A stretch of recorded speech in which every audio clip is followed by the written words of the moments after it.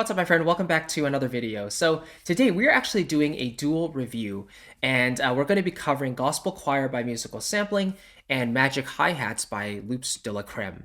Apologies for the mispronunciation, but there we go. So I kind of wanted to put these together because they're relatively niche libraries, and I've had a lot of fun playing with them, and I thought the overall vibe I'm getting from them in terms of the niche application is sort of similar for me. So I thought I'd just put them together in one video. And before we go into the actual sounds and the samples, taking a look at the everything that comes with it, if you are interested in more of my full-fledged recommendations for symphonic sample libraries, orchestral stuff, pianos, ethnic libraries, jazz stuff, whatever that might be, I actually created a sample library buyer's guide that goes into all my sample library recommendations, which you can grab for free down below in the description. It's a PDF guide that's all encompassing for all the recommendations of stuff that I use on a regular basis. And if you want to check that out and have that on hand for your next purchase, then I'd love to give that to you for free. And I hope it adds a lot of value to your your purchasing decisions when you're looking for your next sample library. It doesn't contain every library out there on the market, just the ones that I think are special and the ones that I would personally use myself. And I've also put in the prices and stuff in there, the application, so you know what you're getting into for each library. So I hope it helps you. And again, it's down below for free in the description if you want to grab that anytime. So with that being said, let's kind of start off with Gospel Choir. This, I think, library was inspired heavily by the Anthem Choir series that Musical Sampling did not a long time ago, but a couple of years back. And the choir library sold very, very well. And so Aaron basically told me that Gospel Choir is sort of the next step in their choir series. And maybe there'll be a second one on the way in the future. I don't know. But I think a lot of people are really excited about this one, and for good reason. So let's kind of get into what's included here.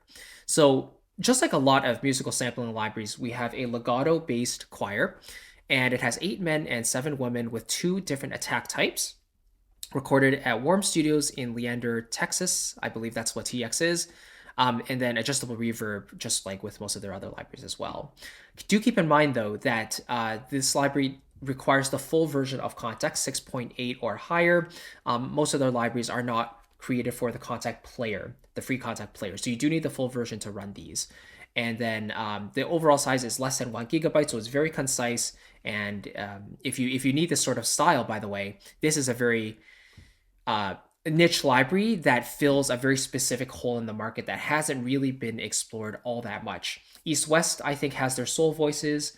Some other companies have done vocals similar to this, but to have a sort of dedicated legato library in this style, for me, it's sort of a no-brainer, especially at the intro price of $99 at the time of this recording, the regular price being $149 starting January 6th.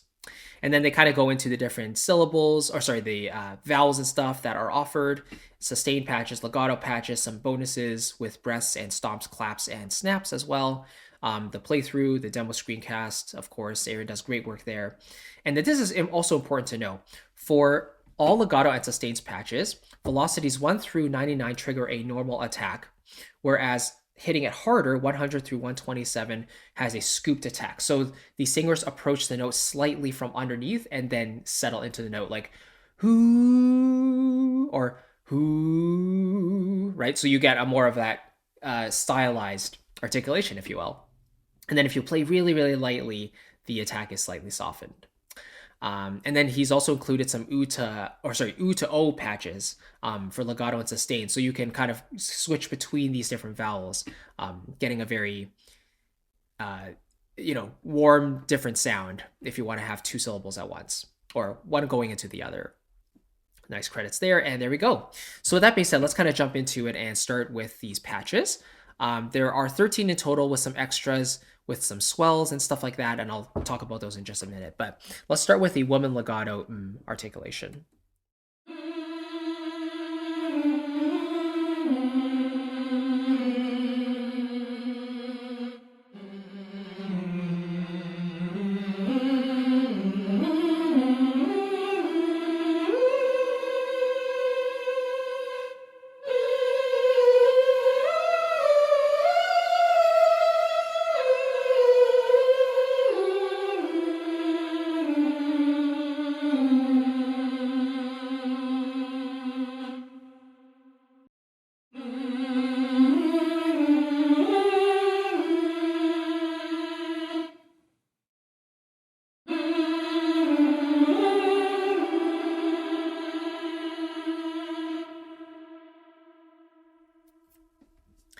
Very cool. So you can hear how it can get really, really dry with absolutely no reverb in there whatsoever, and then you can go really washed out if you want to as well.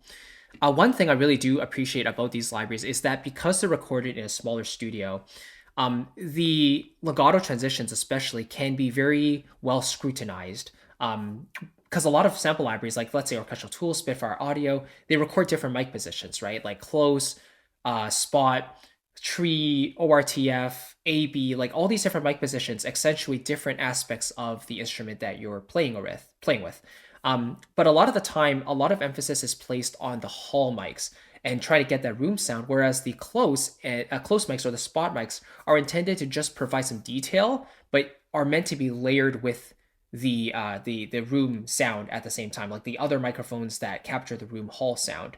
But in a small studio where the sound is relatively dry and there is basically no reverb, then a lot of attention has to be placed on the legato to be very, very smooth, because the drier it is, the more exposed those legato transitions will be naturally.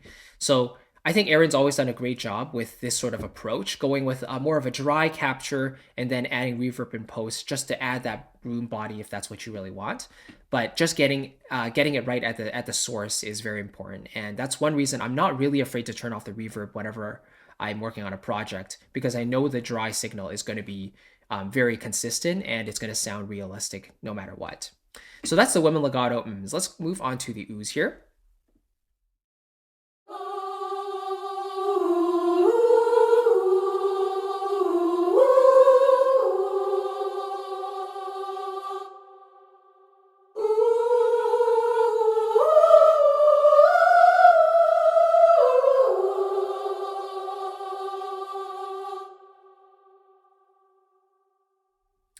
All right, let's move on to the O's.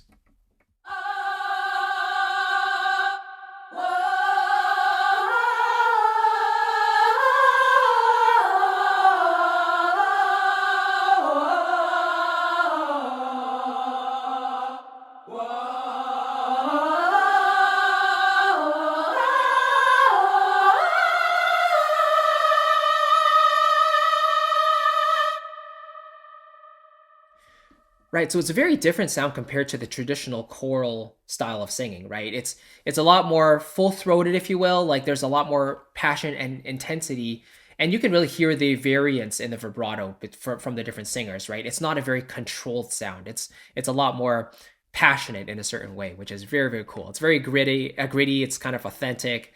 Aaron definitely captured that vibe beautifully. If I could nitpick one single thing, it would be that I would want a little bit of a higher range to be able to play with. So it tops out at this F right here, which you could call F4. But personally, I would have loved to have the G or even the A above that. I would have been comfortable, I feel like, with G, but to really have that extra bit of juice, I would have loved a third above the F. So hitting that A or even B flat, like that would have been amazing. That's one reason I really love the Metropolis Arc series, actually, is because, especially for Metropolis Arc 1, the female choir, it reaches all the way up to that high C5. So you can really, like, if you're writing it, for example, in C major, which is very common, if you want that high C, that final statement, you want it to be really strong, then I can be confident playing that high C, and it sounds amazing. So in this particular library, it caps out at an F. I would have loved it just a little bit higher, but again, not a deal breaker for me, just a little suggestion. Let's hear the men now, starting with the legato.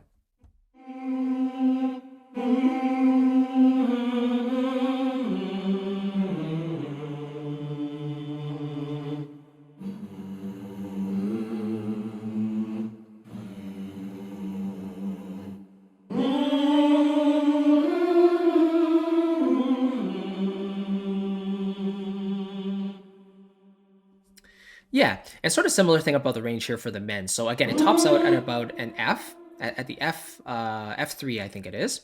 I would have loved it to hit the A, or even the G. Like, I think for me, most vocal libraries that hit the G, that's a pretty standard spot. But yeah, I would have left a little bit of extra range there.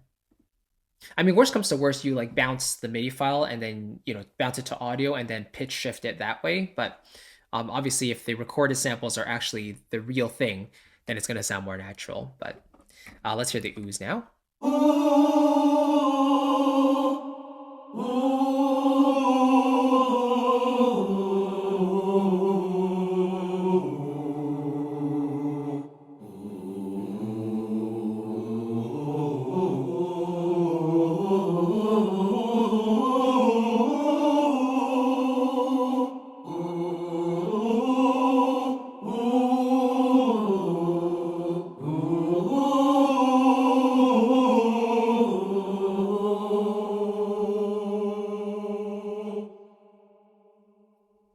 Yeah, and a quick note about the legato transitions. So even though they're quite smooth, I do feel like this library is slightly suited more for slower playing and more for like pads and even melodic lines that aren't too fast.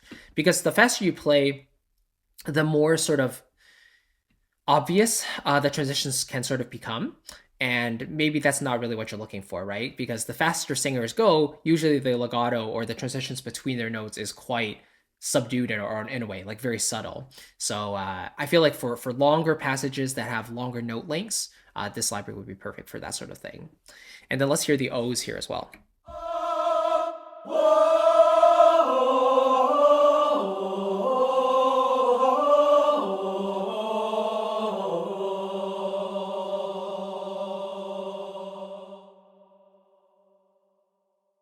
Yeah, and like a lot of musical sampling libraries, when you bring the mod wheel all the way down, it fades away to niente, or it cuts out the sound completely. All right, let's hear a sustains patch here. We have the ooze.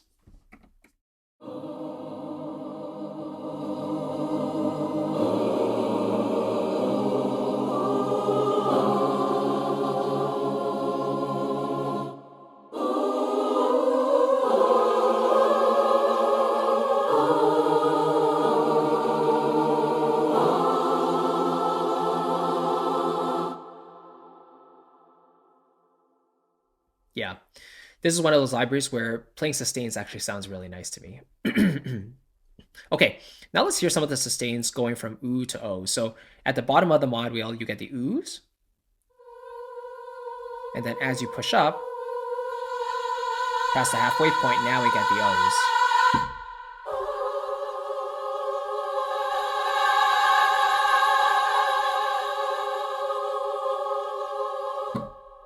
So just a beautiful sound if you really want to start more subdued and then open up that sound as you get into the higher dynamic range and you want that vowel to really, open up in their mouth. Let's hear the same for to o as well.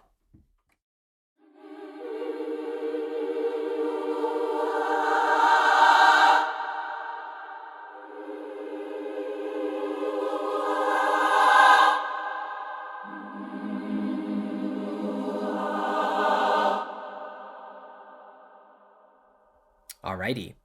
Let's cover some of these bow dispatches here. So we have the stomps, claps, and snaps. Quite a few of them here.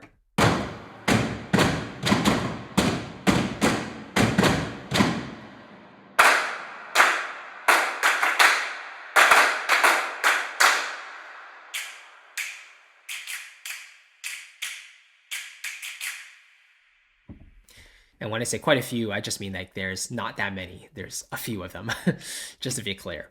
But yeah, I feel like if you're trying to create a beat just by alternating with them,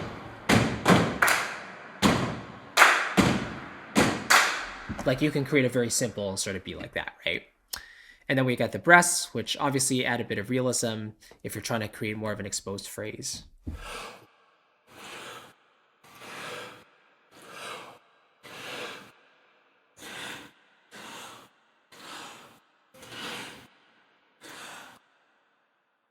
Yeah, so it sounds like male at the bottom and female an octave above. Cool. And then we have some of these extras patches as well. So let's hear the women legato oo to o as well.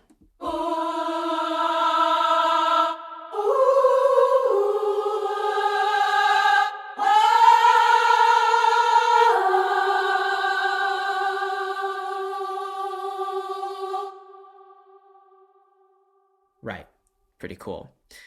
He also offers some swells patches, right? So the swell basically gives you the additional functionality of when you move the mod wheel down, not only does the syllable change, but it also brings the volume down to niente. Whereas the regular patches without the swell, it changes the syllable, but it doesn't actually change the dynamic.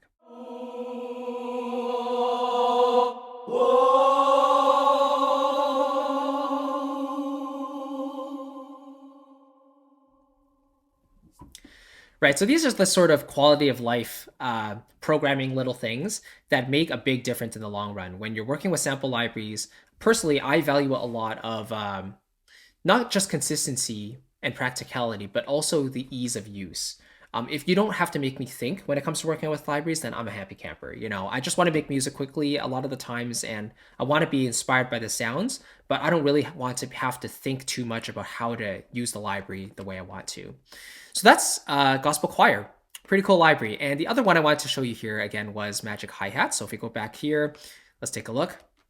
By Loops de la Crème. And this library caught my attention on VI Control because I'm not a drummer. Let me put that out there first. And I'm not even a good finger drummer by any means, by any measure. So if I can find a library that helps me create realistic, fun drum parts in an intuitive way, then I'm sort of all for it. Now, this one, do keep in mind, is a more niche product because it only offers hi-hats. That being said, it is quite in-depth and sampled very, very well. But just keep in mind that this is a hi-hats only library. So there's no toms, there's no kicks, stuff like that. And the overall size is quite small as well, similar to Gospel Choir, around 1 GB in size. And, you can read all about that here. So basically, there are 4 different hi-hats that were sampled. I'm not going to name them because I'm just going to butcher them again. But you can read all about them here. Some for jazz, some really good for pop and rock, some are just overall, all-rounders and very versatile, stuff like that. So it's cool to see that a lot of attention has been placed on the individual hi-hats as well. Then you get the 4 different microphone positions: dynamic, ribbon, C451, and then an A-B pair as well. And then here, this is important to learn as well. So you have some regular key switches. Well, maybe not key switches, but like playable areas for the black notes. So the regular articulations are sort of in the middle. You have regular closed, and then a foot articulation for the hi-hat, and then open. Then we have some extras here: close to half open, and foot splash. And then the bottom 3, which are colored slightly differently, these are called the magic keys. And they say a different sample is played each time the key is pressed. Up to 200 round robins are programmed on these. And so the first one is magic regular closed. Second one is soft and tight. And then the third one is full variation. I won't admit to know exactly what that really means, but as long as I can have fun with it and create grooves that I like, I'm happy. Speaking of grooves and sequences, they actually come with these as well. So it offers, I think it's 12 different loops that you can play around with, and are also affected by the mod wheel. So what you hear at the very bottom of the wheel can change as you move the wheel up, and the sequencer, you can of course change that as well. So lots of things that you can play around with. So let's kind of get into this. I'm going to start by just playing this first patch here, the HH paste 1000 4/4 time. And 4/4 just is for the time signature when you play those loops. So let's just hear the regular cymbals first.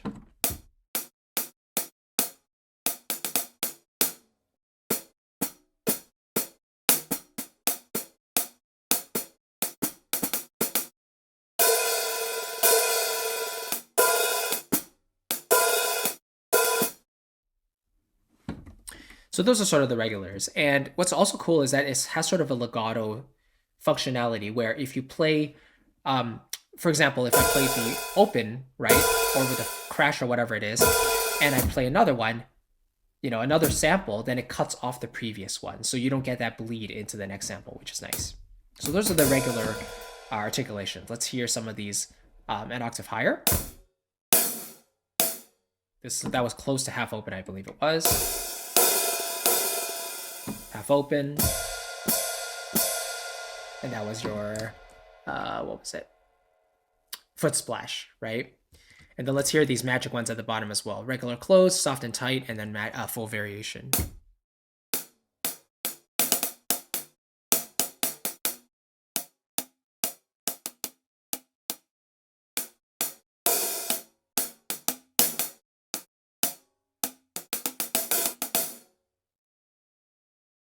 Pretty cool. So those are your individual samples for this hi-hat specifically. Let's hear some of these loops, which are, of course, tempo synced. Right now I'm at 120, and let's hear what this sounds like.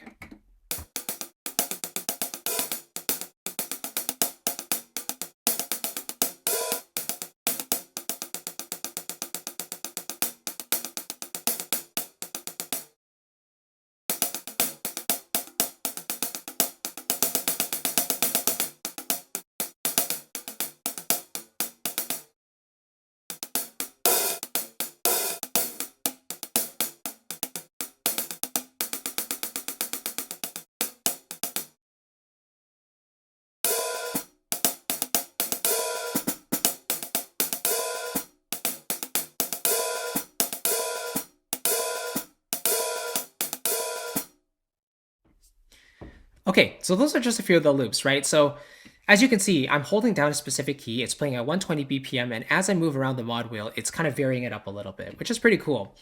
And if you take a look at the sequencer, it actually tells you what's actually happening here. So if we turn on the sequencer, let's take a look. I'm going to play some of these keys together, and the engine will automatically sort of alternate between these different samples.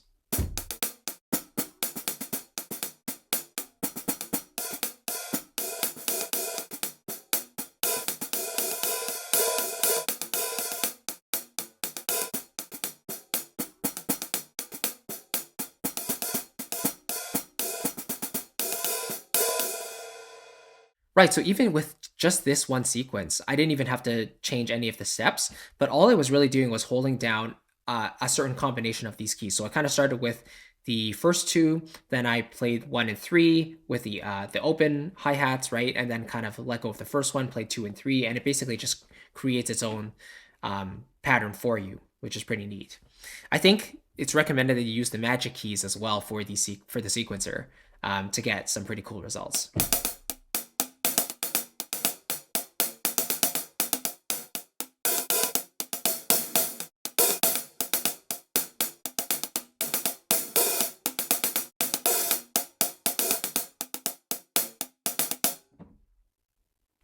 Right. So you can start to hear how this sort of works its way into a tune. When you start to build the bass line, you got the rest of the drum kit, and you just need that hi-hat kind of at the very top, keeping the rhythm going and the groove maintained.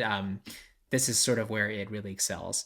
So I think for me personally, I mainly use the individual samples plus the sequencer just to create my own hi-hat parts. And because the hi-hats are never really a focal point in my music anyway, I would really only use it for pop or rock or styles where I kind of want that percussive or that driving rhythm.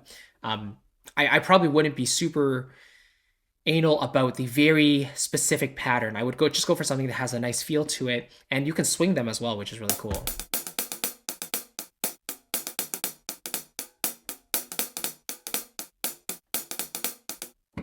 Right, so you can really hear the swing being kicked in there when you turn up the knob.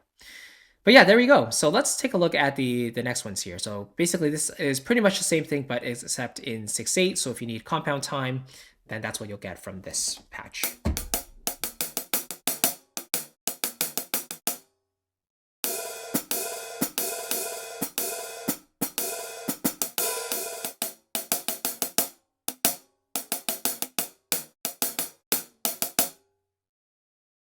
Nice. Let's hear this next one. Zildian 4/4. Let's see.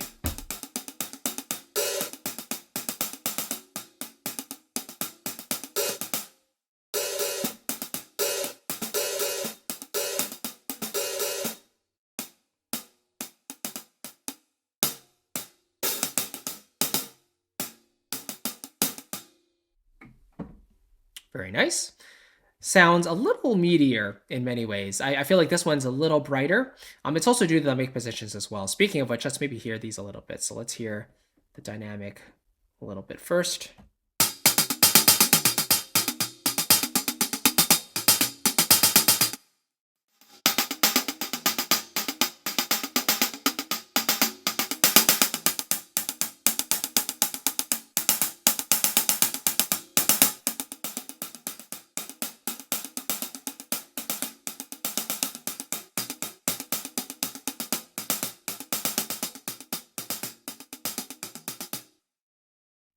Right. So again, the beauty of having a few mic positions is that you're able to craft the exact sort of depth of sound that you're looking for. If you want it super, super tight, you would go with the ones that have a very, detailed sound versus the more studio vibe or even hall vibe where you would go with a position that's a little further away. All right. And the 6/8 one for this one as well.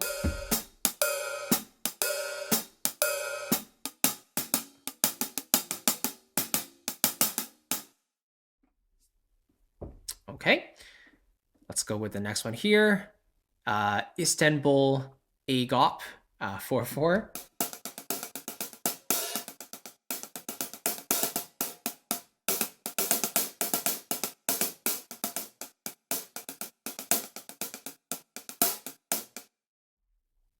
Cool.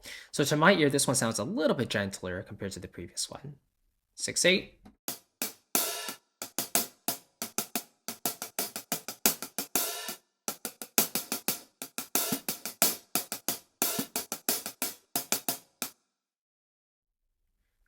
All right, and now let's hear the minor thin 4/4.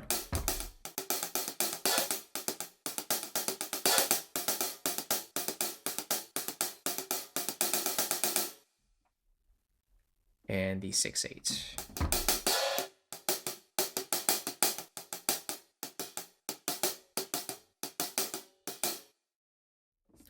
Cool. And so, by the way, if you want to check out all the functionality super in depth, they have a full walkthrough video on their sales page for this library, which is pretty cool. I learned a lot from it, but yeah, I mean, let's take a look at these other patches here just a little bit. So in addition to the core 4 patches, you also have some presets for these hi-hats as well, intended for certain styles. So this one uses the instable hi-hat, but it's meant for fluid pop. That's what they call it. And it's in 6/8, so let's have a listen.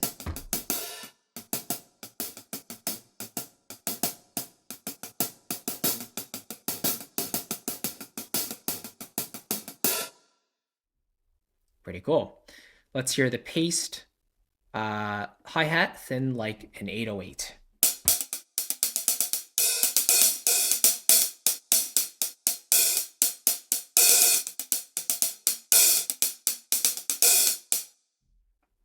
Right, and if you're a hi-hat drummer or you're a finger drummer, you could probably make incredible grooves from this. I'm just playing these sequences because I'm not a finger drummer and I take a lot of time to put those grooves together.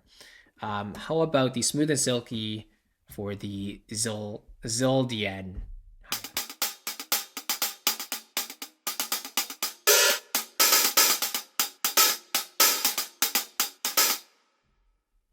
Very cool. A couple more here. We have the warm jazz minor 6/8.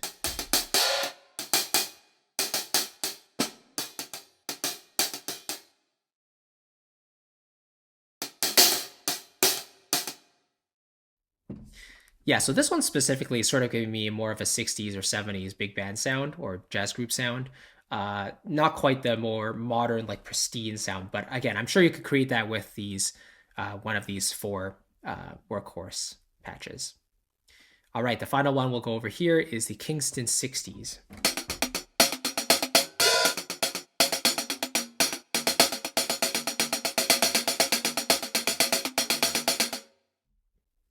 And there you go. So yeah, just a quick look at this library. Basically, for all your hi-hat needs, I do strongly believe that this library can pretty much get you all the way where you need to go. Whether that's playing individual samples and programming it however you like, or just having a sequencer, pattern, and of course you can go up and down as much as you want. You can change up the different samples. It's all very intuitive to use, actually. Of course, you want to learn what these playable ranges actually mean, right? The regular ones, the special articulations, the magic ones, and then the sequencer. For me personally, I'm probably using the sequencer the most just because it gives me that instant gratification and just the fun, the inspiration I'm looking for when writing music. So big props to Loopzilla Crème for creating this library, and again to Musical Sampling for putting together Gospel Choir. Really appreciate you watching. I hope one of these libraries sort of resonates with you. Might be just introduces you to something new. Let me know down below in the comments what you think of these libraries. And again, if you want to check out my full sample library buyer's guide, you want to see my primary recommendations for stuff I'm using on the regular, then you can grab that down below in the description for free. And again, it's totally digestible within like a couple hours if you wanted to go through it or just skim through it. That's doable as well. But I want to give you sort of the libraries that I personally recommend and use on a regular basis, and I think that would be helpful for you too. So enjoy that as my gift to you for watching this video. Thank you so very much, and I'll catch you in the next one. See you soon.